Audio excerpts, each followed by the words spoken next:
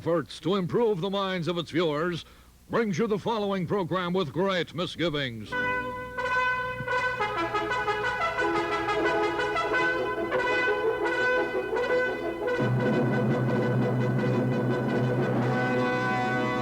A fiery host with the speed of light, a cloud of dust, and a hearty Happy New Year!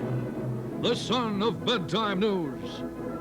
From out of the past come the blundering footsteps of the great newsmakers. Return with us now to those thrilling days of yesteryear when a masked man, disguised as a mild-mannered anchorman for Channel 4, and his faithful film editing companion, Finberg, fight a never-ending battle to bring news, weather, and sports to the old Northwest. The Bedtime News rides again. Oh, boy, big deal. And now, here's your host. That stupid show ran for nearly 10 years. I took more abuse from that stupid show. And now your host for this stupid show, Dave Moore. I don't know why we can't leave well enough alone. Oh, come on. It was a humorous program. It isn't even humorous. It's tragic. Oh, yeah, well, you're not all covered with roses yourself, you know. What happened is, we figured this is no time to throw a consumer or civic affairs program at you. So the More on Sunday staff, with its macabre sense of humor, thought it might be fun to revisit the old Bedtime News. 9 straight years winner of the Dumbest Show of the Year award. In 1962, it started as a late Saturday night wrap-up of the day's news, weather, and sports. But in June of '65, that policy changed when Governor Karl Rovag was kind enough to act out a minor melodrama for us. Hosting the National Governors Conference at the Radisson, the governor alighted from his limousine and whammo, a doorman slammed the car door right on the governor's thumbkin, producing a brief performance of the ooh-ooh quick step. And as all you know, there's nothing funnier than to have a car door slammed on your thumb. And though we continued to report the day's hard news, the focus of our attention was on the lighter events, such as many of the summer's beauty contests. In this particular one, Gladys Carmichael of Fridley made the biggest splash. The program became kind of a fun thing for our WCCO folks, and some of them worked very hard at it. For instance, Ralph John Fritz. Ralph would just kill himself to get a good story for the Bedtime News. Well, it was fun, and we'll mess around with some more of it in just a moment. Okay, fellas? Witting and certainly involuntary contributors to the Bedtime News was Mousys, that watering bastion and culture cove of comedy on Hennepin Avenue in Minneapolis. In addition to its colorful language and impromptu wrestling matches, the men's sauna in Mousys' elegant Palace of Versailles room has always been a popular attraction. On those rare occasions when his keepers were looking the other way, Chuttridge the chimp and one of his playmates would drop in. Then there was Clifford the carp, who, after cadging drinks from some of the more prosperous at the bar, would perform marine life rituals he remembered as a boy, as a little fish in a big pond up on the range. But the big event of the year at Mousys was always the annual deep slalom and broken fibia ski competition. 1969 was the year at the Sacroiliac Ski Chalet when Stud Stokowski of the Library Hotel offered a dazzling display of downhill terpsichore. Big Stud won the title when he went for one stretch, 9 straight seconds without falling on his can. Better than he does in Mousys without skis, and 7 seconds better than the old record set by Gretchen Sludge, who didn't even get out of the place for the competition on this day. Big Stud won a bronze-coated fifth of Mousys' own, and since it retails for about $1.25 a fifth, that was a good deal for Stud. 3 judges there were members of the management of Mousys. The weather was one subject we did not treat in a cavalier fashion on the Bedtime News. Minnesotans are proud of their changes of season, and every so often we'd make it a point to get out on the street and talk to some of these hardy residents, ask them how they feel about Minnesota winters. I spent over 40 years in its worst place I've ever been in with our weather.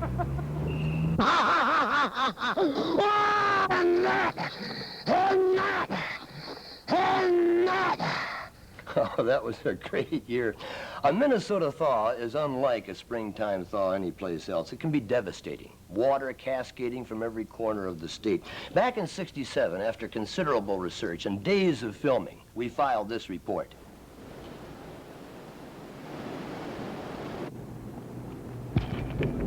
Boy, look at all that water. Since Saturday, the Bedtime News was a Saturday night affair, sports always played a very prominent part in the program. That incident in Pittsburgh last weekend when the referee had to go to the sidelines to confirm his decision with someone up in the press box, that brought to mind an incident of 7 years ago, which proved even then that game refs are not all that infallible. Watch the 2 refs here. Fumble. Greens recover. Whoops, no, golds recover. For several years, John Campbell made outstanding contributions to the Bedtime News as a member of the WCCO sports department. John was an all-Big Ten end for the University of Minnesota, later played with the Vikings. I'll never forget the day John was traded to the Baltimore Colts, and we were there first with the story. John, how do you feel about the trade? Huh? The trade, the Vikings trading you to Baltimore for Larry Kramer. When? Well, just this last week. Ah, come on. What do you mean, oh, come on? You were traded to Baltimore. Was it really? Well, that changes everything. Following the interview, John got right on the phone to tell his wife about the trade. Honey, I've been traded to Baltimore. Oh, you knew. Those were the days when Van Brocklin had Francis out there doing pennants for 3 interceptions on Sunday, the days before Francis began taking announcing lessons from Mel Jass. At the recent WCCO TV Awards dinner, Francis reluctantly accepted the Most Valuable Player award because he said he doesn't like to lose. We hope Francis is watching tonight and can take some solace from the University of Elysian team in the Mid-Ohio Conference, loser of 70 straight games.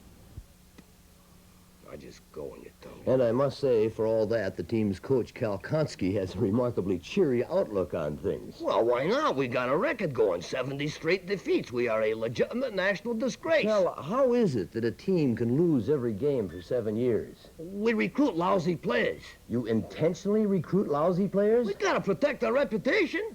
I understand one of your players very nearly ruined that reputation this year. Right, in the first game, Dwayne Barnstable, he took a kickoff. 20 seconds to go. Score tied 7-all. He run it 100 yards back for a TD.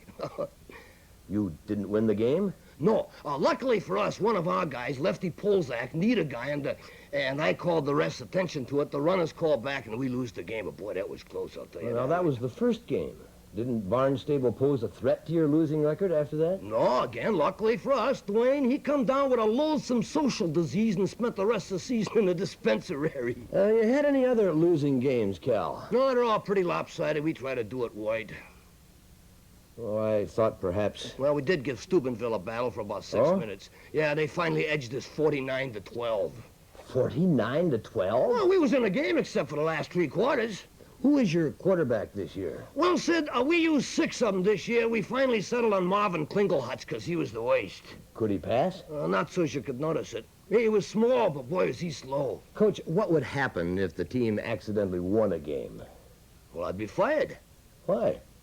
Well, when a team does not perform up to standards, isn't it the coach what is always fired? Thanks, Cal. We wish you good luck next season. Thank you, Sid. I think with a few breaks, we can lose them all.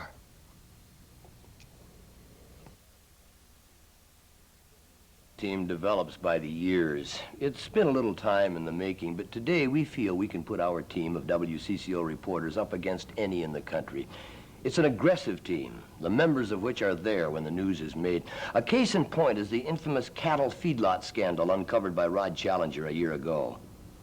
Unlike the large cattle ranches in western states, most Minnesota beef is raised in feedlots. Small operation, cut it again. These things do happen.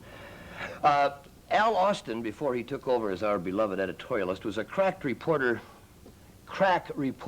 remembered best perhaps for his incisive reporting in the Dr. Jane Hodson abortion trial. Al's account of the trial showed a reporter's instinctive sense for order and organization. I'm sorry. Gotten pages out of order. Now, we'll get back to Al in just a moment. It's embarrassing.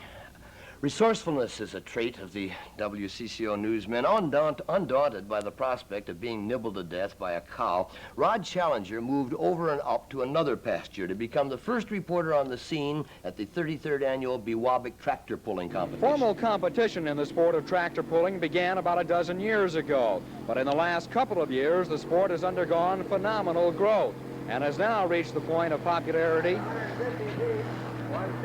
That was very funny as it happened. The tractor finally caught up with Rod, and you should have seen the look on his face.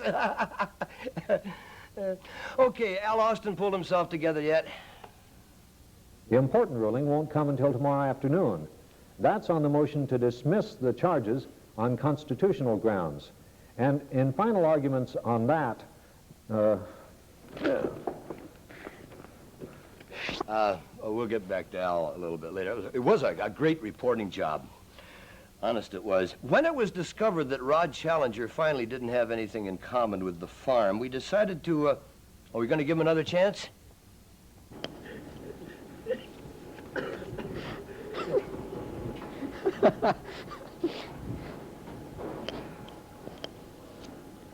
Unlike the cattle ranch.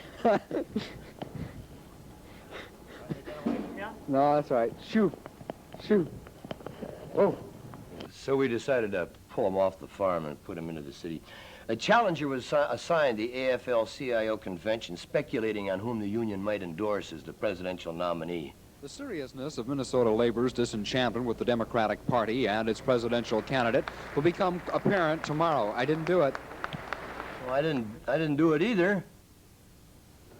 The seriousness of Minnesota labor's... One more time.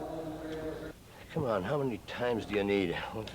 The seriousness of Minnesota labor's disenchantment with the Democratic Party and its presidential candidate will become clear tomorrow. That's... Thank you, sir. Very good, Rodney. I knew you could do it. Okay, Austin ready yet? There are 3 rulings open to Judge Plunkett tomorrow. He can deny the motion to dismiss the... Now you can understand how sorely we miss John Esther. John was our no-nonsense, get-down-to-the-facts newsman. When one came under John's probing microphone, he knew there'd be no hanky-pank, as witness this memorable interview. How do you view jeez. Yes, folks. All right. Okay, I gotta get serious here. Hell, I can't get serious. Okay. How do you view gee, what? Forget it. We'll use the answer without the question. That was the last story old John did for us. Old John's breaking them up in Chicago now. Many of his assignments taken over by Bob McNamara, who, perhaps more than any of our newsmen, has the gift for the human interest story. Last July, Herman Glotter, a hearty 72-year-old man of the earth who had been tilling the soil on a few acres near Zumbrota for 30 years, was told by the federal government he'd have to move for a land reclamation program. Herman was heartbroken. The government would pay him well, but you can't buy the years and love that Herman had put into that land. There was pathos there that even the hard-bitten McNamara couldn't look away from.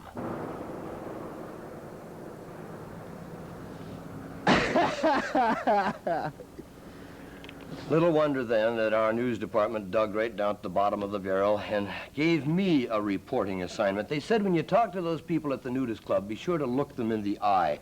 And for heaven's sake, don't be self-conscious. They're people too, you know. And I thought we handled ourselves pretty well, composed and calm.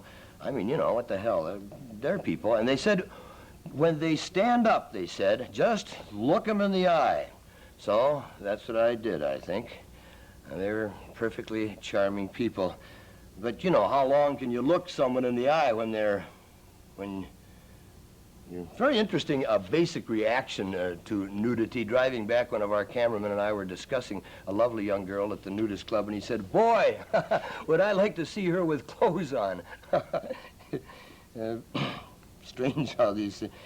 It's always difficult, of course, getting accustomed to other people's customs. The other day, we interviewed a television correspondent from Eastern Europe, and the story he tells about how he met his wife-to-be shortly after his arrival here tells us something very revealing about this country. Here's that tape-recorded interview. We're talking tonight with Mr. Yes, who arrived in our country recently from his native... Now, yes, I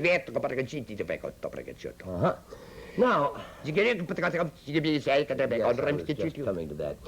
It seems that when when he got off the airplane at Kennedy Airfield, there was this young lady who I think he can probably tell the story better than I.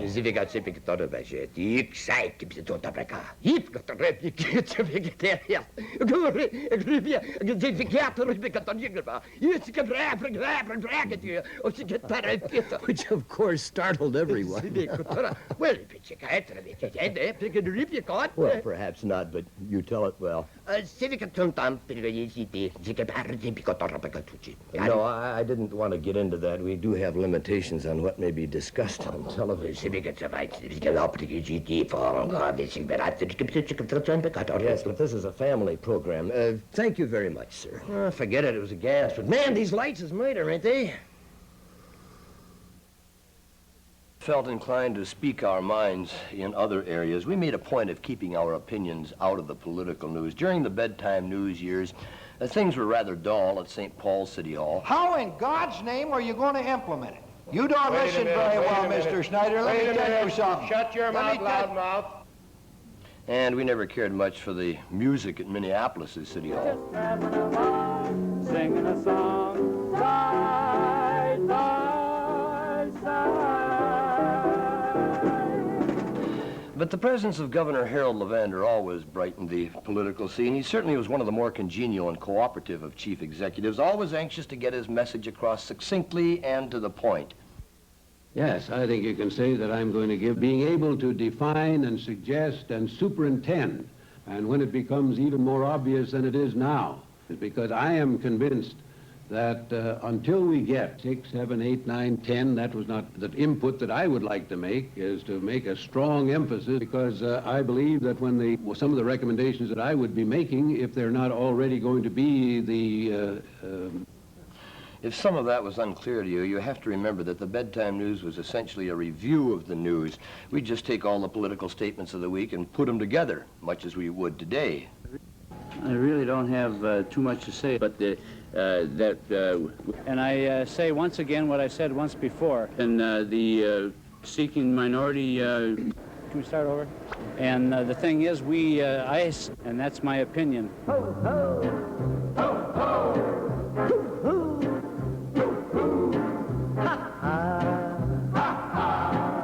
Strange things are happening, strange things, strange things. In 1972, and this is the central fact. To offer somebody the choice between something and nothing or something and something, it was far better not to let him have a chance to say no, nothing. Why? I think it's fair to ask this question. I'm the idea man. Get somebody else to work on those things. But I sense that you've got the capacity to do a snow job. You don't have to have a very high political IQ to know that. I would like to be elected king one time. I guess the fellow that feels that way most of all today is Hubert Humphrey. Well, let's examine that argument. There is so much confusion over this thing. What is at stake? Got all kinds of pills these days. You can take one to make you feel a little up and take one to make you feel a little down. You can take one that'll make you glide around. That night, the headline in the St. Paul Dispatch read this way, and I quote, "Brilliant, able." The next morning's Pioneer Press had this headline: "The pain and the agony and the tragedy." I think I'm going to cancel all my newspaper subscriptions. Well, damn it, I'm not. I know who my friends are. I think yes and no to that one. Sometimes yes and sometimes no. The answer to each of these questions must be a resounding no. Oh, no. Go slow. Veto. Period. That is a firm and solemn commitment.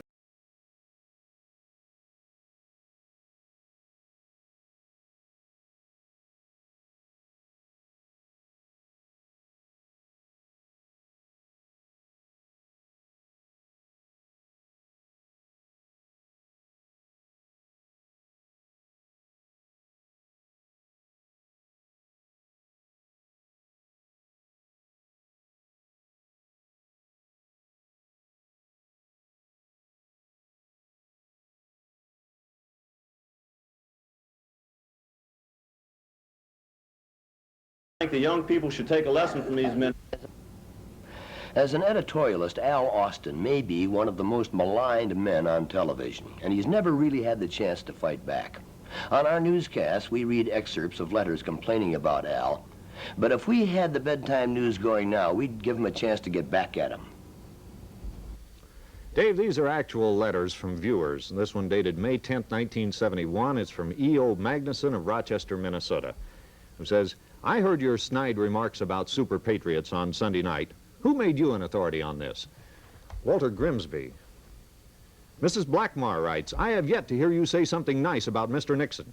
Has he ever said anything nice about me? Ruth McKinney of Minneapolis says the communists are glad to have you in their camp. Mrs. McKinney, how do you know that?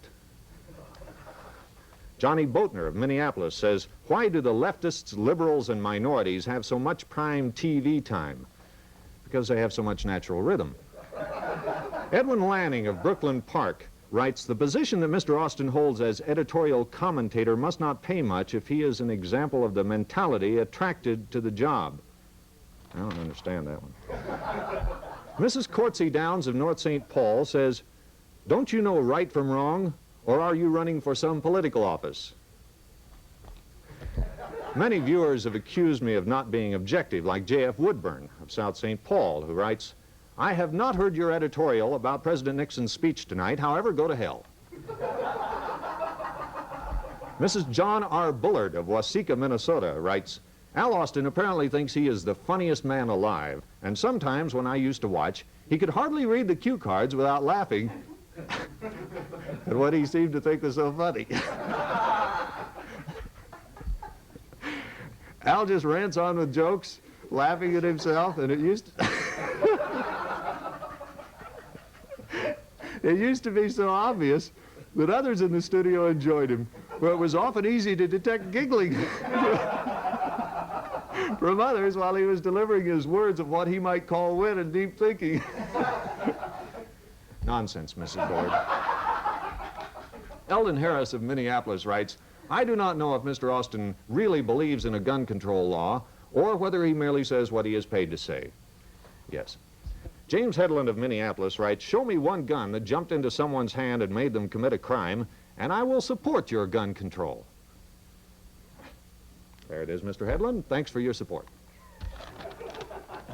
A man who doesn't want his name used from Spooner, Wisconsin writes, I'm not sure how much longer I can stand to watch my once favorite 10 o'clock news if Al Austin continues with his comments.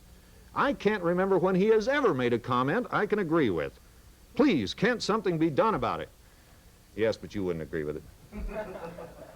And Lori L. Weinerid of Minneapolis writes, grow up, Austin. Let's have some mature opinions.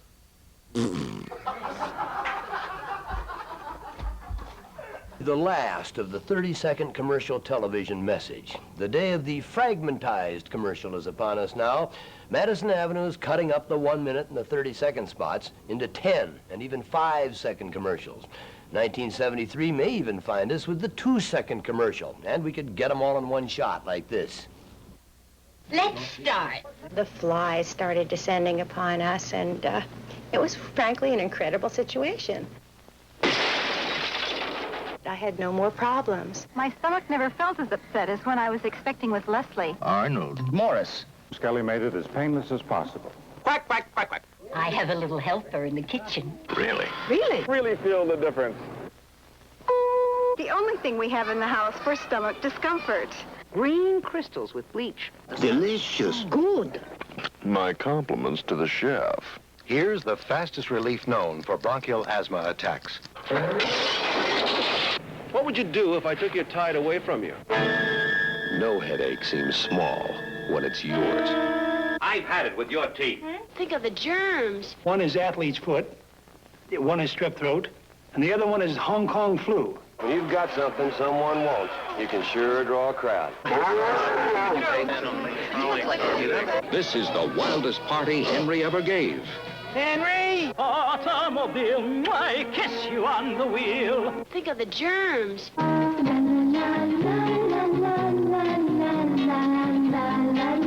Stop this racket. I'll call the landlord. I'm gloom, McDoom, an unhappy man if I can't be happy. Penetrates into congested lungs. Could you show me how it works on pots and pans? It's got quite a kick. Every summer, more cars stall from overheating than any other reason. But now there's cooling relief. Winter. Love it or leave it. Why am I sitting here in the snow? You have bad breath. Oh, no. Do it again. Which do you prefer? I couldn't tell them apart. No difference. Not one of us could tell the difference. On bread, in cooking, no difference. Oh, Henry says my chicken tastes a little greasy. Oh, you can be sleeping on the job. Good morning. Lunchtime.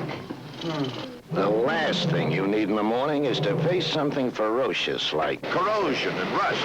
Well, watch this 72 Plymouth Satellite. They clean it in a series of washes up to 180 degrees Fahrenheit. At 115, he removed everything. They spray it with special cleaning and coating solutions. It turns a bath into a 20-minute vacation. After 5 minutes, your whole hard-working body unwinds. In a corrosion preventative to reach places where rust might start. You become a woman again. The other guy wanted something big and bold. Not tonight, Tim. I just washed my hair and I can't do a thing with it. It's okay, bring it back. Hold everything. Tim, hold everything. Hello? I think I've been cut off. Tim, I can. I think I've changed my mind. Stop it. Isn't that amazing? Isn't that amazing? Wer verfolgt?